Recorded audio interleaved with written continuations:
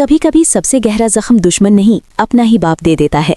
आज की कहानी में एक मंगनी, एक थप्पड़ और एक ऐसा फैसला है जो सब कुछ बदल कर रख देता है। आखिर तक देखते रहें, क्योंकि आगे बहुत कुछ चौंका देने वाला है। सूरज किसी तरह अपने आंसू रोकते हुए लड़के वालों से बात करता है और रिया की मंगनी की तारीख तय हो जाती है। रिश्ता पक्का कर दिया जाता है। लेकिन इससे पहले कि कोई कुछ समझ पाता, अरविंद सबके सामने सूरज पर हाथ उठा देते हैं। सूरज खामोशी से बाप की मार सह लेता है, मगर अंदर ही अंदर वो पूरी तरह टूट चुका होता है। कमरे में जाकर सूरज फूट फूट कर रोने लगता है। वो ईशा से पूछता है कि आखिर उसकी गलती क्या थी और पापा ने उसके साथ ऐसा क्यों किया। ईशा उसे समझाने की कोशिश करती है, लेकिन सच ये है कि उसे खुद भी कुछ समझ नहीं आता।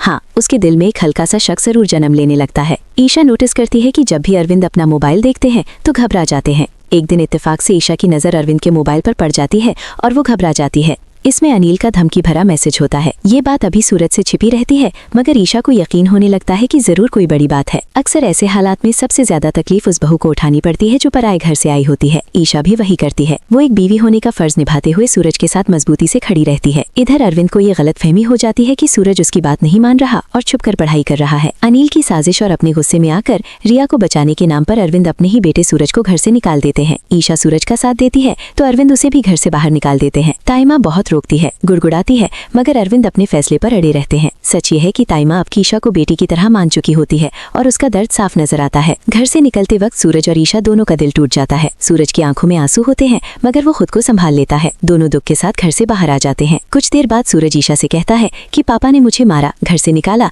मगर जरूर उनकी कोई मजबूरी होती। हमें सच्चाई जाननी होगी। अगर आप वीडियो यहाँ तक देख रहे हैं तो एक लाइक जरूर कर दें और चैनल को सब्सक्राइब कर लें। दोनों फैसला करते हैं कि वो घर छोड़कर कहीं दूर नहीं जाएंगे। वो इसी घर के बाहर एक छोटी सी कपड़े की झोपड़ी बनाकर रहने लगते हैं। वहीं एक दूसरे का सहारा बनते हुए दोनों अपनी आईएएस की तैयारी भी नहीं छोड़ते। इधर अरविंद के घर में रिया की हल्दी की रस्म शुरू हो जाती है। सूरज और ईशा भी हल्दी में शामिल होने जाते हैं। गेट पर ताइमा उन्हें देखकर बहुत खुश हो जाती है, लेकिन जैसे ही अरविंद आता है वो दोनों को घर के अंदर आने से रोक देता है। मायूस होकर सूरज और ईशा वापस अपनी झोपड़ी में लौट आते हैं। इसी वक्त सूरज का तेज दिमाग काम करता है। वो और ईशा भेस बदलने का फैसला करते हैं। सूरज दाढ़ी लगाकर पंजाबी अंदाज में ढोलक वाला बन जाता है और ईशा भी अपना रूप बदल लेती है। आखिर बहन की शादी है, ऐसा कैसे हो सकता है कि भाई ना आए। दोनों ढोलक बजाते हुए दोबारा अरविंद के घर पहुंचते हैं, दुआएं देते हैं और खामोशी से वापस लौट आते हैं। इधर कहानी में एक नया मोड़ आता है। बिया के हाथ खुशबू की आईएएस फाइल लग जाती है। उसे अनुराग और खुशबू पर शक होने लगता है कि वो किसी बच्चे से जुड़ी एक बड़ी सच्चाई छुपा रहे हैं। एक ऐसी सच्चाई जो अब तक गुलाब सिंह से भी छिपी हुई है। इसी दौरान अनुराग और आर्ट के दरमियान छोटी छोटी बातों पर झगड़े बढ़ने लगते हैं। गुस्से में आकर आर्ट कह देता है